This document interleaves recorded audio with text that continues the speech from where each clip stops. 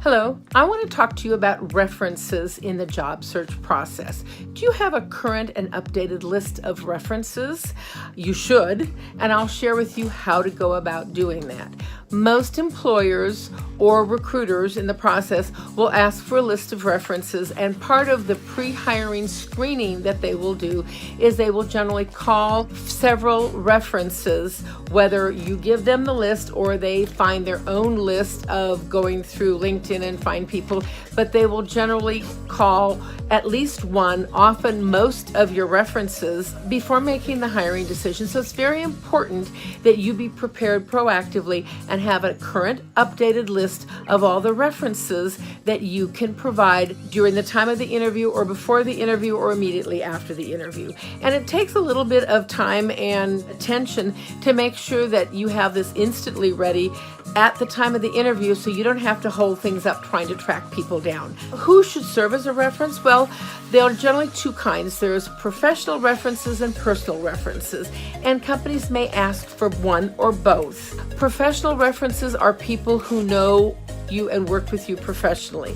They include your former boss, perhaps your boss's bosses, colleagues that you worked with in the department, so your peers, other people within the company. They can include customers that you're interfaced with and vendors that you interfaced with. So anybody that you touched in your professional role can serve as a professional reference. Other people that you know in the industry, so if you're active in a trade association or if you've spoken at a conference in your industry representing the company, or if you serve on the board of an industry association, those would be considered professional references. Often you'll also be asked for personal references. This could be a priest or a pastor. It could be somebody that you met through volunteer role. It could be a former teacher.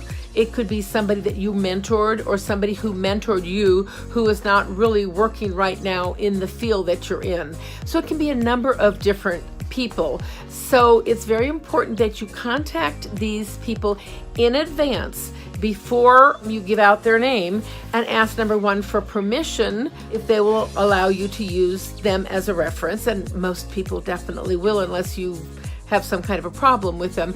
And make sure you have all the current information: their name, their correct email address, their correct or best phone number, the company that they're currently working for, and often you're going to be asked for a street address that they can mail a postcard or something. I don't know, but they're going to want a current address.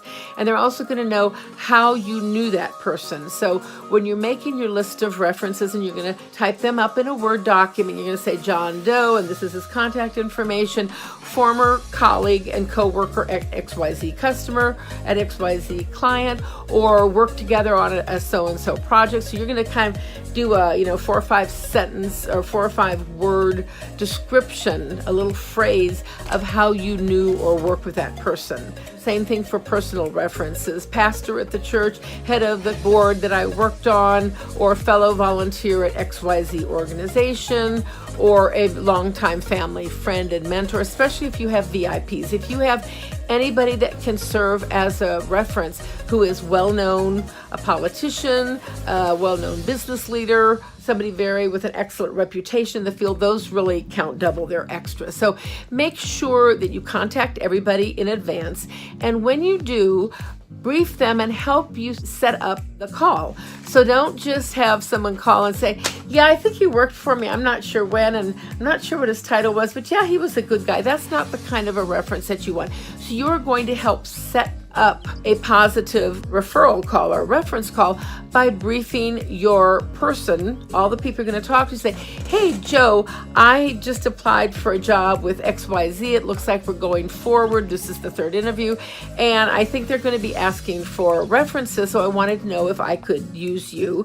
And let me tell you a little bit about it. It's a job doing this. This is the information about the company. And I think it would be really great if you could remind them of back in 2014 when we worked on the Jones case together, and I was instrumental in bringing this to so remind him, give them prompts of what to say so they can remember, because it's not top of mind for them. It's very important to you. It's something that happened years ago. So set up a positive referral by prompting or coaching your referral person, the reference, on what you would like them to say positively about you. It's real easy if you set it up in that way. And then make sure you say, hey, if you do get a call, will you call me back and let me know? Because I'd love to know what kind of questions that they asked or if they expressed any concerns.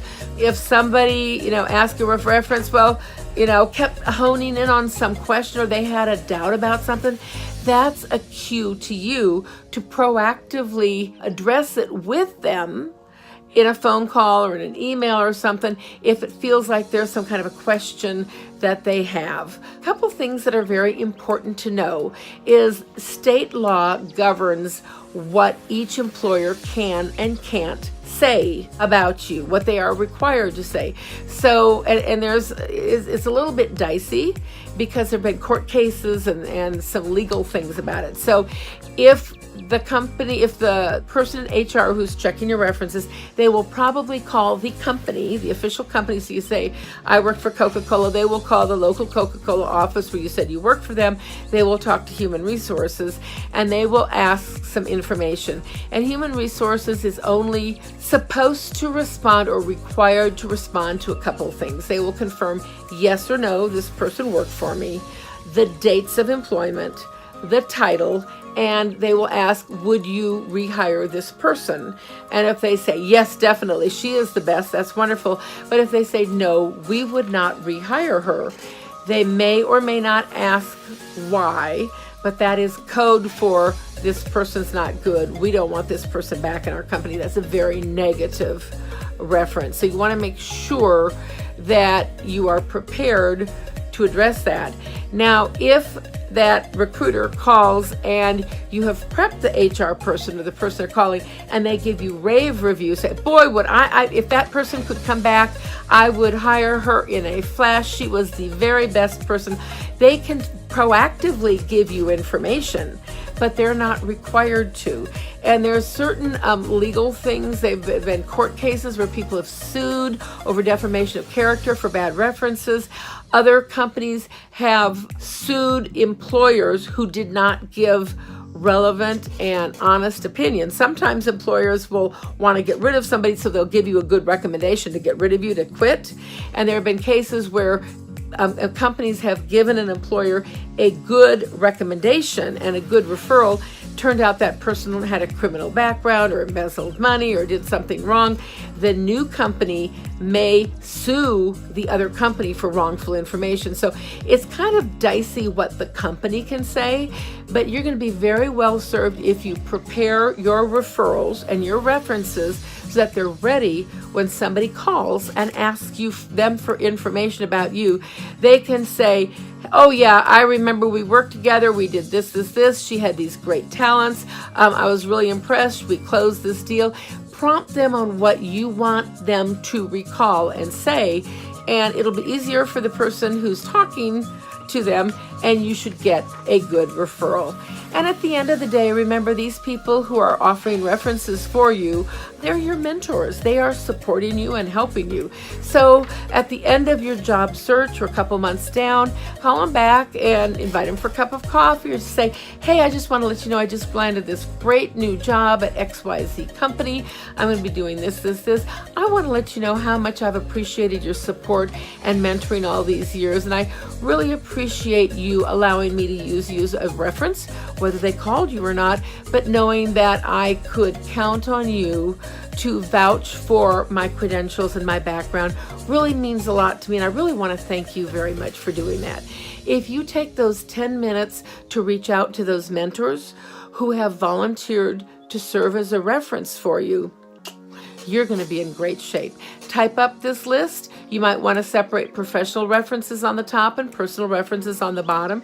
Make sure you have it neatly typed and carry several copies with you when you go for an interview, and then have your Word document ready to convert to a PDF and email off to anybody in HR who requests it.